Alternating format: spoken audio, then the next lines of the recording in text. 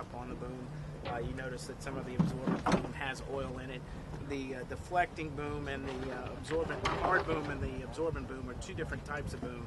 The hard boom helps to contain the boom, the oil in an area, while the absorbent boom actually sucks that oil up and has to be replaced about every week. And has that been done? Yes, there's routine patrols out here. The white boom, which is the absorbent boom, is being picked up. There are over 100 vessels, which are vessels that are being operated by local fishermen that basically are responsible for going out, putting the boom out, picking the boom up, checking the boom to make sure if it's moved around that it's been put back in place. And do you think it's working?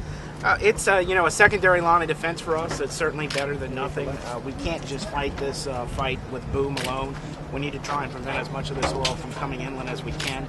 And part of the barge barrier plan is to block up the 5 passes so that we can prevent the oil from coming in the passes. And how much more is there to do in order to get that done? Well, this is going to be a continuous fight. The boom shifts with the current. The absorbent boom's got to be changed out regularly.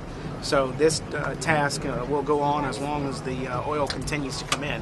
The estimates from the Coast Guard is that once they stop the leak, that we can continue and expect to see oil coming inland for at least 2 months. And that's once the source has been stopped, and that has not been stopped yet. And so tell me about the barges also that we're going to see today. Well, the main purpose of the barges is in order to weigh the barges down 6 feet below the surface. The barges act as a stopping force to prevent the oil from coming into the bays and to try and keep it out in the Gulf. There are suction devices that will be put on top of the barges so that you can suck all of the oil up that contains up against the barge. So the purpose of the barge is to try and work that as a first line of defense, with the secondary line of defense being the boom to try and contain as much of the oil that gets past the barge. And lastly, I imagine 2 months in, there's got to be a feeling of, well, what took so long to get to this point? Well, exactly, and we feel that BP, spent a lot of time on trying to come up with solutions to stop the well, and assuming that they were able to do that, they felt like a lot of these secondary line of defenses were not necessary. And we lost a lot of valuable time there. I think they put a lot of weight into getting top kill done and making sure that they put all of their focus on that. But in the meantime, while they attempted these to try and utilize these various options and they didn't work, we lost a lot of time. And in that time, what's happened to the people that you represent? Well, a lot of people out of work, not just the fishing industry, but oil and gas now with the moratorium. This is a double whammy for us.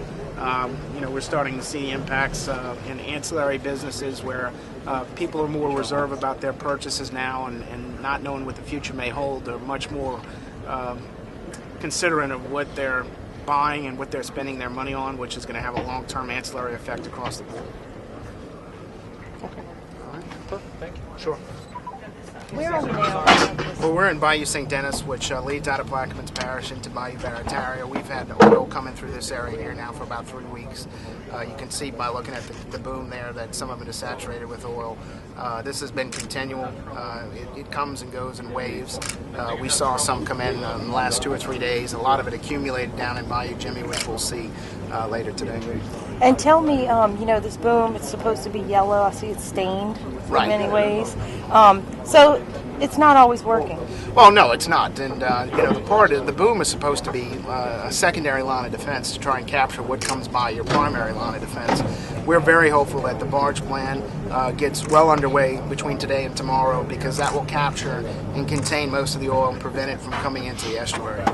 And you said something about this is oil that's escaping from Plaquemines.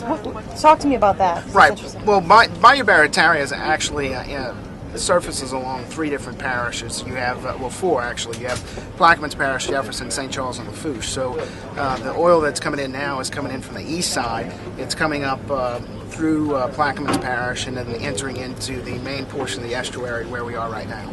Okay, this is a rich estuary too. Right. 30% of the shellfish that are produced for this entire country come out of these waters right here. So it's very rich in shrimp, fish, crabs, oysters, all of which are being impacted greatly. And there's some concern too about the food chain, because as oil inundates the marsh, then it's killing any reproduction too. So you're interrupting the natural cycles, which no one really can quantify how long term that impact's going to be.